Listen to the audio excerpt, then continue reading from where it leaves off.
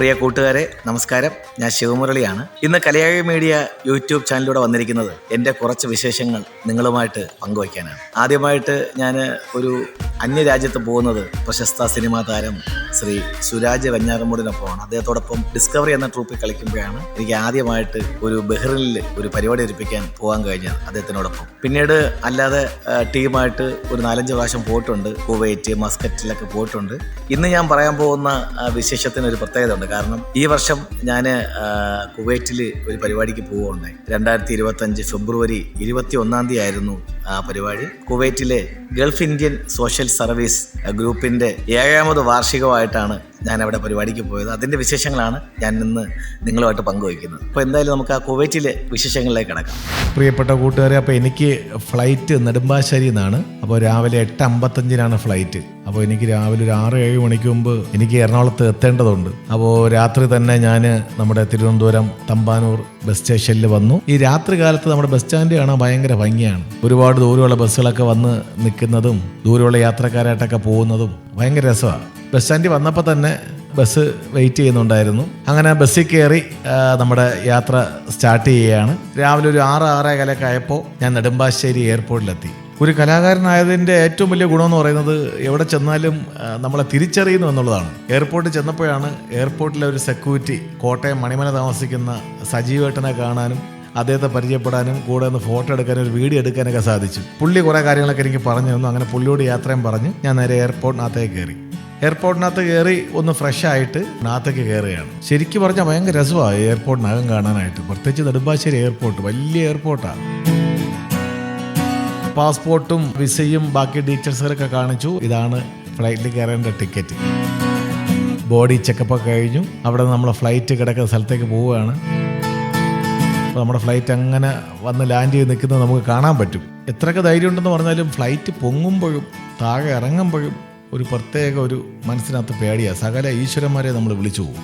കാരണം വായുവിൽ വെച്ചുള്ള കളിയാണല്ലോ. നമ്മൾ മലയാളികൾ ഒരുപാട് പേര് ജോലി അന്വേഷിച്ച് അറബ് രാഷ്ട്രങ്ങളെ ആശ്രയിക്കാറുണ്ട്. അത്തരത്തിൽ സാമ്പത്തിക രംഗത്ത് ഉയർന്ന മൂല്യവും നിലവാരവും സാമ്പത്തിക ഭദ്രതയുള്ള ഒരു രാജ്യമാണ് അറബ് രാഷ്ട്രങ്ങളിൽ പ്രധാനപ്പെട്ട കുവൈറ്റ് എന്ന് പറയുന്നത്.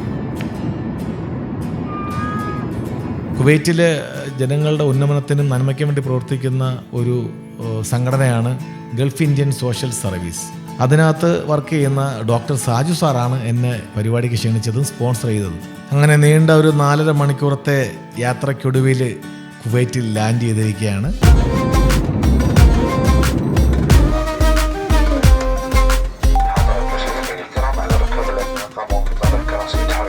ഇനി എയർപോർട്ടിൻ്റെ പുറത്തിറങ്ങണം.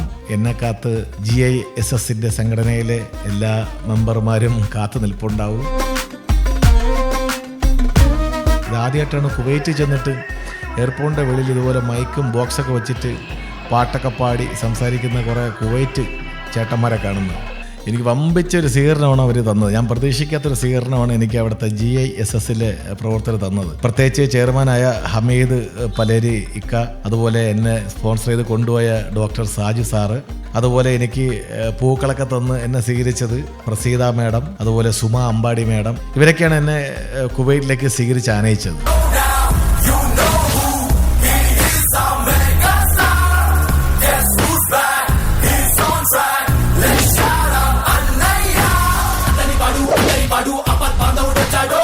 അങ്ങനെ അവിടെ നിന്ന് നമ്മുടെ മങ്കാഫ് എന്ന് പറയുന്ന സ്ഥലത്തേക്ക് യാത്ര തിരിക്കുകയാണ്.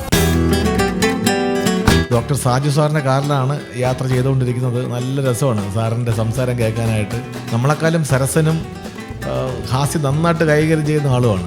നമ്മളെ നാട്ടിലെ വിശേഷങ്ങളും അവിടുത്തെ വിശേഷങ്ങളൊക്കെ പറഞ്ഞ് എന്നെ സന്തോഷിപ്പിച്ചുകൊണ്ടിരിക്കുകയാണ് സാർ. കുവൈറ്റിലെ യാത്ര എന്ന് പറയുന്നത് ഭയങ്കര രസമാണ്. എത്ര കണ്ടാലും മതി വരത്തില്ല. അത്രയും ഭംഗിയാണ് കാണാനായിട്ട്. സിറ്റി എന്നൊക്കെ പറഞ്ഞു കഴിഞ്ഞാൽ വല്ലാത്തൊരു സിറ്റിയാണ്.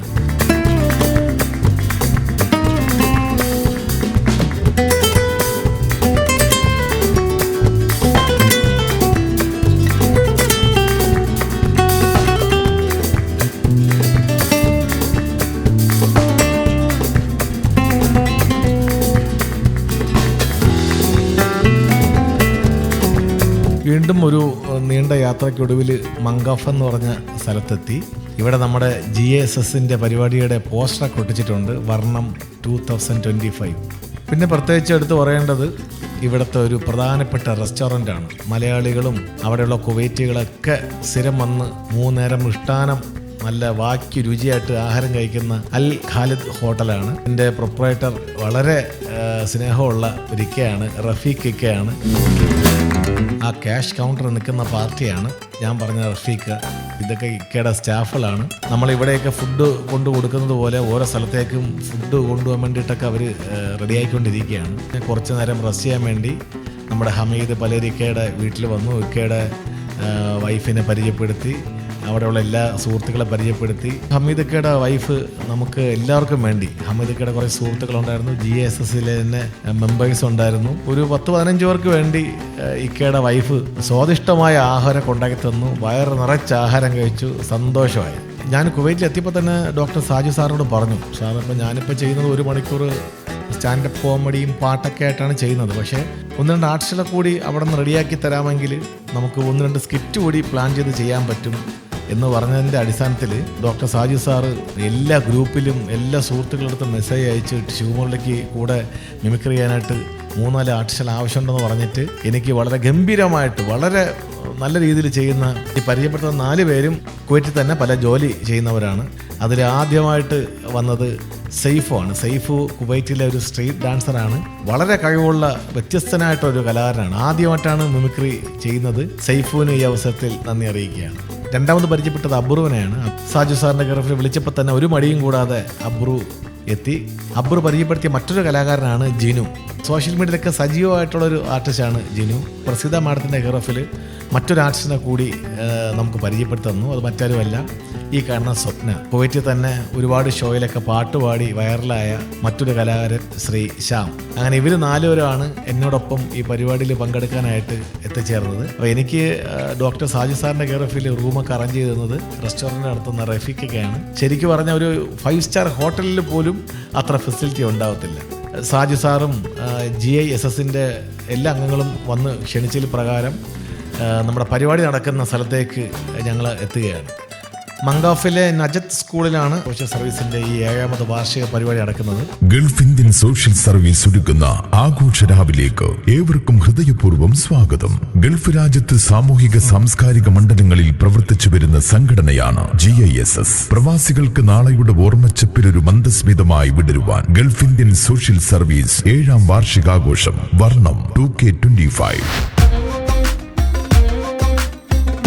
ഈ പറഞ്ഞതിൻ്റെ കൂട്ടത്തിൽ ഞാൻ പറയാൻ വിട്ടുപോയ ഒരു വ്യക്തിയുടെ പേരുണ്ട്, മറ്റാരുമല്ല മനോജ് കുമാർ സാർ. അദ്ദേഹമാണ് ഡോക്ടർ സാജു സാറിൻ്റെ കെയർ ഓഫിൽ എനിക്ക് വിസയ്ക്ക് വേണ്ട എല്ലാ കാര്യങ്ങളൊക്കെ ശരിയാക്കി തന്നത്. ഞാൻ എയർപോർട്ടിൽ ചെല്ലുമ്പോൾ അദ്ദേഹത്തിന് ഡ്യൂട്ടി കഴിഞ്ഞ് എന്നെ സ്വീകരിക്കാനും സാറുണ്ടായിരുന്നു.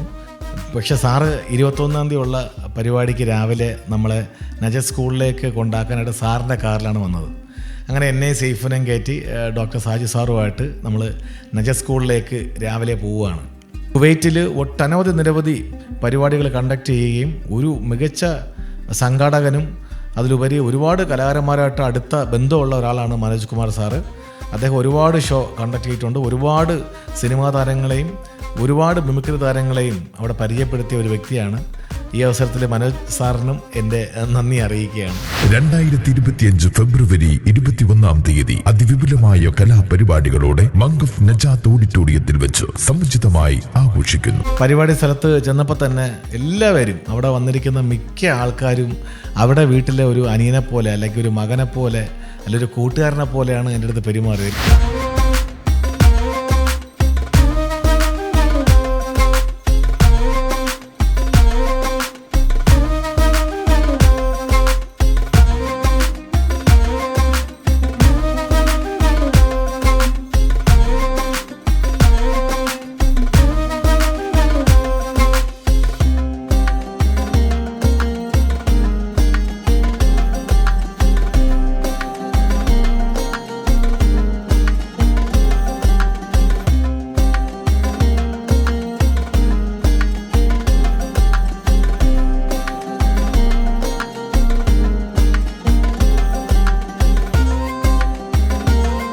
ഉച്ചയ്ക്ക് ഫുഡ് കഴിക്കുമ്പോൾ പോലും എല്ലാവരും വളരെ ഫ്രണ്ട്ലി ആയിട്ടാണ് എൻ്റെ അടുത്ത് സംസാരിക്കുകയും വിശേഷങ്ങളൊക്കെ തിരക്കുകയും ചെയ്തത്.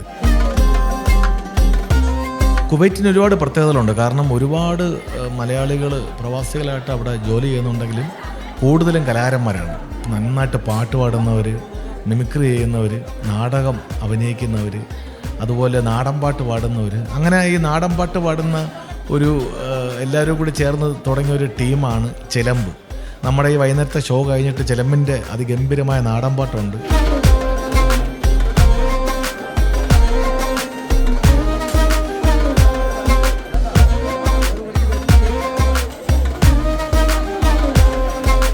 വൈകുന്നേരം 4 മണിക്കാണ് നമ്മുടെ പരിപാടി സ്റ്റാർട്ട് ചെയ്യുന്നത്.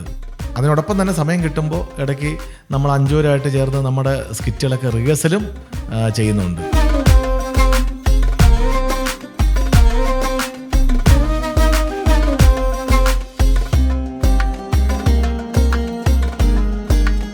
അങ്ങനെ നമ്മുടെ സമയമായി പരിപാടിയൊക്കെ നമ്മൾ സ്റ്റേജിൽ അവതരിപ്പിച്ച് തുടങ്ങിയാണ്.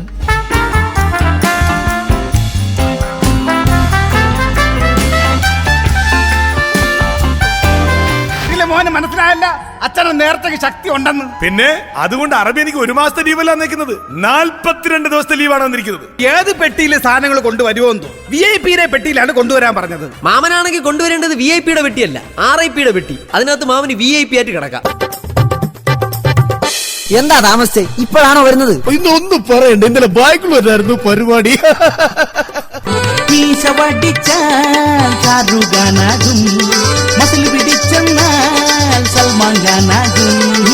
വളരെ വലിയൊരു മികച്ച അഭിപ്രായമാണ് പ്രോഗ്രാം കഴിഞ്ഞപ്പോൾ അവിടുത്തെ ഓഡിയൻസ് എനിക്കും എൻ്റെ കൂടെയുള്ള ടീമിനും തന്നത്.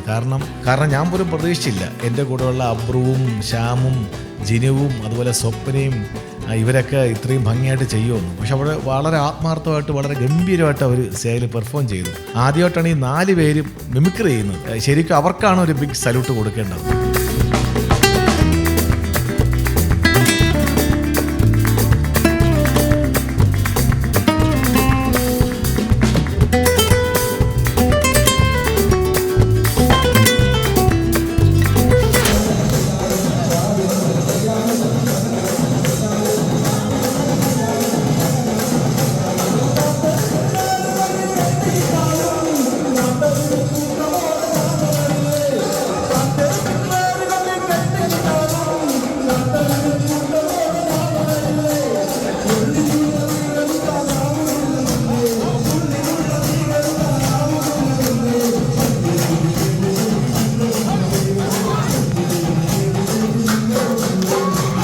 പരിപാടിയെല്ലാം കഴിഞ്ഞ് വളരെ യാത്രയപ്പൊക്കെ തന്നിട്ടാണ് എൻ്റെ 4 സുഹൃത്തുക്കളും അവിടെ നിന്ന് യാത്രയായത്.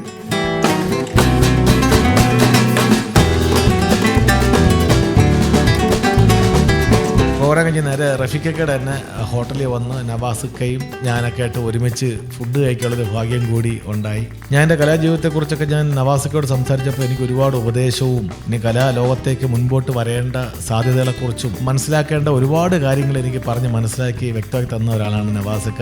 അതുപോലെ ഇവിടെ എടുത്തു പറയേണ്ട മറ്റൊരു പേര് അബ്ദുൾ കരീമക്കയാണ്. നമ്മുടെ ഈ പ്രോഗ്രാമിൻ്റെ സ്റ്റിൽ ഫോട്ടോഗ്രാഫറും വീഡിയോ ഒക്കെ ഷൂട്ട് ചെയ്തത് അദ്ദേഹമാണ്. അവിടെ നടന്ന എല്ലാ പരിപാടിയുടെ ഫോട്ടോസും വീഡിയോ ഉൾപ്പെടെ എനിക്ക് അയച്ചു തന്നത് കരീമക്കയാണ്. എന്നെ റൂമിലേക്ക് കൊണ്ടാക്കാൻ ഏർപ്പെടുത്തിയത് നമ്മുടെ റഫീഖക്കയാണ്. അദ്ദേഹം എൻ്റെ അടുത്ത് പറഞ്ഞു, ശിവ നല്ലൊരു കട്ടൻ കുടിച്ചിട്ട് നമുക്ക് റൂമിലേക്ക് പോകാമെന്ന് പറഞ്ഞു. അവിടെ നിന്നൊരു 10-15 കിലോമീറ്റർ കാറ് പിടിച്ച് പോയിട്ട് അവിടുത്തെ ഏറ്റവും വലിയൊരു കടയിൽ നിന്ന് അടിപൊളി ഒരു ചായ എനിക്ക് മേടിച്ചു തന്ന് ആ ചായ കുടിച്ചിട്ടാണ് എന്നെ ഇക്ക റൂമിൽ കൊണ്ടാക്കുന്നത്.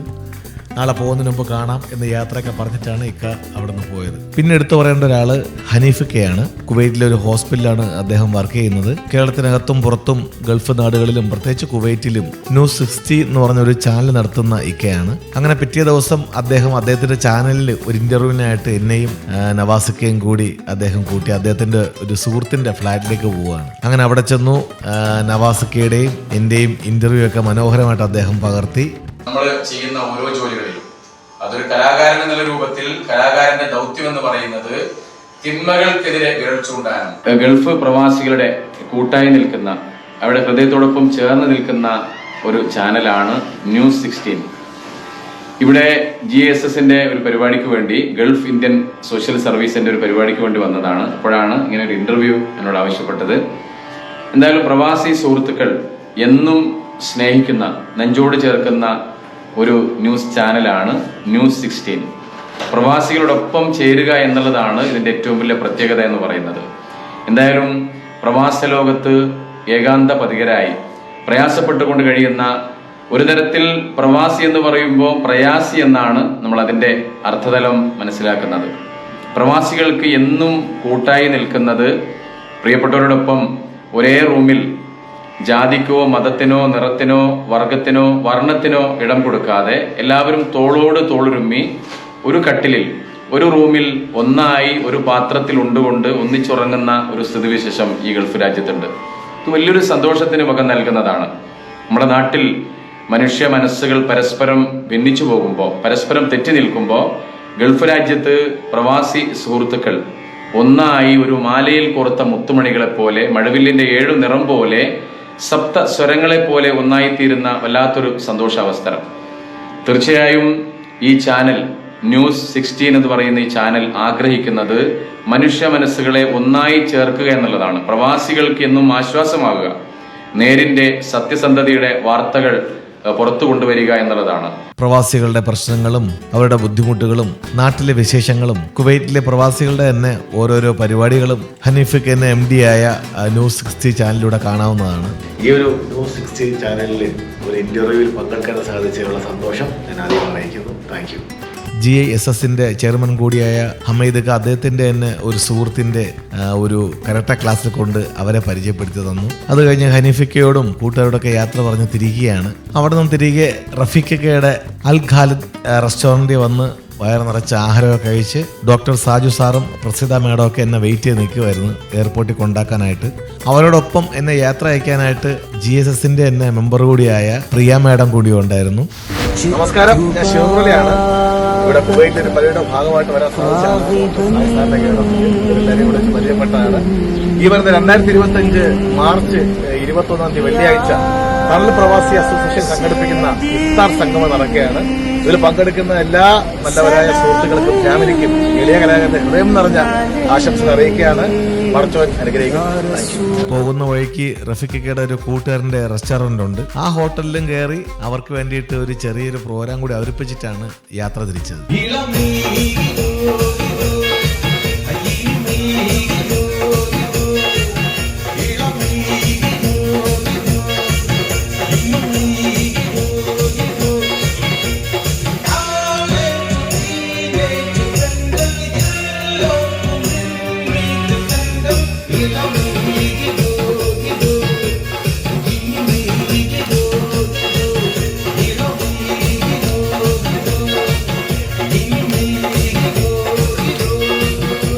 അങ്ങനെ കുവൈറ്റ് എയർപോർട്ടിലെത്തി നമ്മൾ റിട്ടേൺ ടിക്കറ്റൊക്കെ വാങ്ങിച്ചു. ബോഡി ചെക്കപ്പ് ഒക്കെ കഴിഞ്ഞ് അങ്ങനെ തിരിച്ച് നമ്മുടെ ലോഞ്ചിലോട്ട് വരികയാണ്. എന്നെ തിരികെ നാട്ടിലെത്തിക്കാൻ വേണ്ടി അങ്ങനെ കുവൈറ്റ് എയർവേസ് വെയിറ്റ് ചെയ്ത് കിടക്കുകയാണ്. ശരിക്കും 20-ാം തീയതി കുവൈറ്റിലെത്തി, 21-ാം തീയതി പ്രോഗ്രാം ചെയ്ത് 22-ാം തീയതി അവിടെ നിന്ന് തിരിച്ചു. 23-ാം തീയതി നാട്ടിലെത്തിയപ്പോൾ ഒരു വർഷം കുവൈറ്റിൽ നിന്ന ഫീലാണ് എനിക്ക് ഉണ്ടായത്. അവിടുത്തെ ഓർമ്മകളും അനുഭവങ്ങളും സ്ഥലങ്ങളും പരിചയപ്പെട്ട സുഹൃത്തുക്കളും ഒന്നും മനസ്സിൽ നിന്ന് പോകുന്നില്ല. GSSലെ ഒരുപാട് മെമ്പേഴ്സ്, അവരെ ഹൃദയപൂർവ്വം ഞാൻ ഈ അവസരത്തിൽ ഓർക്കുകയാണ്. ഹമീദ് പലേരിക്ക, അശോകേട്ടൻ, അബ്ദുൾ അസീസക്ക, ഷറഫുദ്ദീൻ, പപ്പു എന്ന് വിളിക്കുന്ന ഷറഫുദ്ദീൻ ചേട്ടൻ, അനിമോൾ, വിജയ് സാറ്, സുമ അമ്പാടി ചേച്ചി, പ്രസീത ചേച്ചി, Mini, Cletus, Ajitha Nair madam, Najeeb Paleri sir, Latha madam, Suja madam, Maya madam, Anitha madam, Naseema madam, അതുപോലെ തന്നെ അഡ്വൈസറി ബോർഡ് മെമ്പേഴ്സിലുള്ള എന്നെ ക്ഷണിച്ച പ്രിയപ്പെട്ട എൻ്റെ ഡോക്ടർ സാജു സാറ്, റഫീഖിക്ക, ശ്രീകുമാറേട്ടൻ, ചിന്നൂറായി മാഡം, വിനോദ്, ഇവരെയൊക്കെ ഞാൻ ഒരുപാട് സ്നേഹത്തോടു കൂടി ഓർക്കുകയാണ്.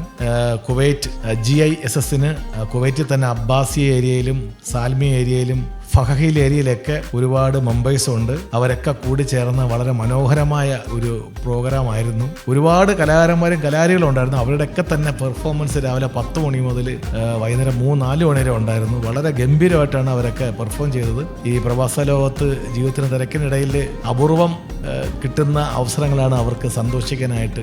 ആ ഒരു സിറ്റുവേഷൻസിൽ എനിക്കും അവരോടൊപ്പം പങ്കേരാൻ സാധിച്ചതിലുള്ള നന്ദി സ്നേഹവും ഞാൻ ഗൾഫ് ഇന്ത്യൻ സോഷ്യൽ സർവീസ് ടീമിനോട് അറിയിക്കുകയാണ്. 1000 നന്ദി. Thank you. തിരിച്ച് രാത്രി ഒരു 1:30 മണിയോട് കൂടി തിരിച്ച് നമ്മൾ നെടുമ്പാശ്ശേരി എയർപോർട്ടിൽ ഇറങ്ങി. നെടുമ്പാശ്ശേരി നിന്നാണ് തിരിച്ച് തിരുവനന്തപുരത്തേക്ക് പോകേണ്ടത്. الرجاء ملازمة المقاعد مع ربط الأحزمة والالتزام بمقصورة السفر പിന്നെ അവിടെ നിന്ന് തിരിച്ച് ഞാൻ നേരെ അവിടെ നിന്നൊരു ടാക്സി ബുക്ക് ചെയ്ത് അവിടെ നിന്ന് ആലുവയിൽ വന്നു. അവിടെ നിന്ന് ഒരു യൂബർ പിടിച്ച് എറണാകുളത്ത് വൈറ്റിൽ വന്നു. വൈറ്റിൽ വന്നപ്പോൾ തന്നെ തിരുവനന്തപുരത്തേക്ക് ബസ് കിട്ടി. അങ്ങനെ ഞാൻ രാവിലെ ഒരു 6-6:30 കൂടി ഞാൻ തിരിച്ച് തിരുവനന്തപുരത്ത് എത്തിച്ചേർന്നു.